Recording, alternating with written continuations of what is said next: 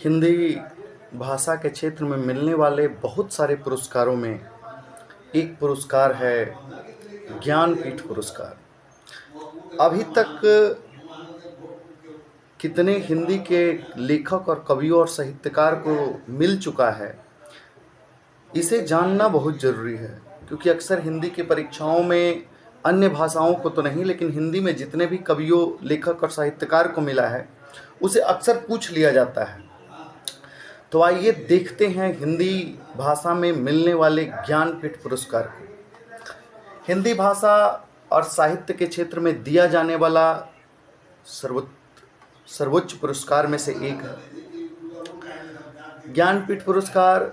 भारतीय साहित्य के में दिए जाने वाले सर्वोच्च पुरस्कार है, सबसे उत्तम, सबसे ऊपर का पुरस्कार है, जो भारतीय ज्ञानपीठ न्यास द्वारा दिया जाता है। भारतीय ज्ञानपीठ न्यास के द्वारा ये पुरस्कार दिया जाता है। इसमें 11 लाख रुपये नगद, 11 लाख रुपये की राशि दी जाती है। ज्ञानपीठ सम्मान साहित्य का सर्वोच्च सम्मान है, एक शिखर का सम्मान है। ज्ञानपीठ सम्मान भारतीय संविधान की 8वीं अनुसूची में वर्णित 22 भाषाओं में दिया जाता है, लेकिन हर वर्ष एक ही भाषा में दिया जाता है।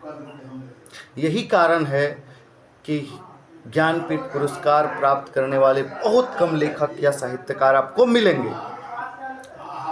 हिंदी भाषा के क्षेत्र में ज्ञानपीठ प्राप्तकर्ताओं का नाम हम एक एक करके आपके सामने रख रहे हैं। आप लिख लीजिएगा तो आपको स्मरण में आ जाएगा और सब दिन याद रहेगा। वर्ष 1968 में हिंदी भाषा के क्षेत्र में पहला लेखक जिसको ज्ञानपीठ पुरस्कार मिला वो है सुमित्रानंदन पंत, जो प्रकृति के सुकुमार कवि कहे जाते हैं, छायावाद के विष्णु कहे जाते हैं। उनकी रचना चिदंबरा के लिए उनको ज्ञानपीठ पुरस्कार 1968 में मिला, 1968। ठीक 1972 में दूसरा हिंदी का व्यक्ति रामधारी सिंह दिनकर, जिनको उर्वशी के लिए ज्ञानपीठ पुरस्कार मिला। दूसरे राष्ट्रकवि कहे जाते हैं दिनकर जी, पहले राष्ट्रकवि मैथिली शरण गुप्त जी कहे जाते हैं।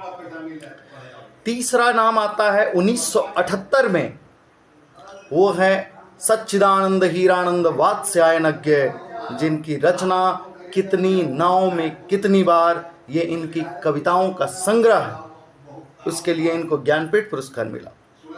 चौथा नाम आता है 1982 ईस्वी यानी 1982, छायावाद की 4 स्तंभों में से एक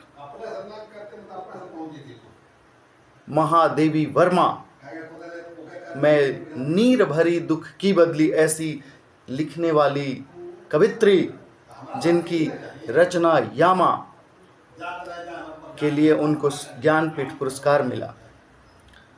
यामा में निहार, निर्जा, रश्मि, असांध गीत, ये चारों का संकलन उसमें है यामा में, इसको भी लिख लीजिएगा। निहार, निर्जा, सांध गीत और रश्मि, ये चारों का संकलन किया गया है यामा में, और इसी यामा के लिए इनको 1982 ईस्वी में ज्ञानपीठ पुरस्कार मिला।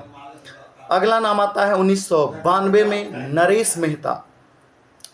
फिर अगला नाम आता है 1999 में निर्मल वर्मा, जिसने कितने पाकिस्तान लिखने पर उनको साहित्य अकादमी पुरस्कार भी मिला था। ये वही निर्मल वर्मा है जिनकी पहली कहानी संग्रह परिंदे हैं। 1999 में निर्मल वर्मा को, 2005 में मिला कुंवर नारायण जी को, 2009 में राग दरबारी जैसे महान उपन्यास, जिनकी पहली उपन्यास और पहली उपन्यास से इतनी प्रसिद्धि प्राप्त कर ली, श्रीलाल शुक्ल जी, जिनको 1968 में राग दरबारी का प्रकाशन करवाया, और ठीक एक वर्ष के बाद 1969 में इनको उसी राग दरबारी के लिए साहित्य अकादमी पुरस्कार भी मिला। तो 2009 में श्रीलाल शुक्ल जी को ज्ञानपीठ पुरस्कार मिला। अगला नाम आता है 2013 केदारनाथ सिंह और 2017 में कृष्णा सोबती। ये हिंदी में मिलने वाले ज्ञानपीठ पुरस्कार हैं, हिंदी भाषा में। ऐसे तो बहुत सारे पुरस्कार अन्य भाषाओं में मिल चुका है, मलयालम 2200 संवैधानिक भाषाओं में दिया गया है। हमें हिंदी की विशेष रूप से याद करनी है तो 1968, 72, 78, 82, 92, 99, 5, 9, 13 और 17 सुमित्रानंदन पंत, रामधारी सिंह दिनकर, अज्ञय महादेवी, राम नरेश मेहता, निर्मल वर्मा, कुंवर नारायण, श्रीलाल शुक्ल, केदारनाथ सिंह और कृष्णा सोबती।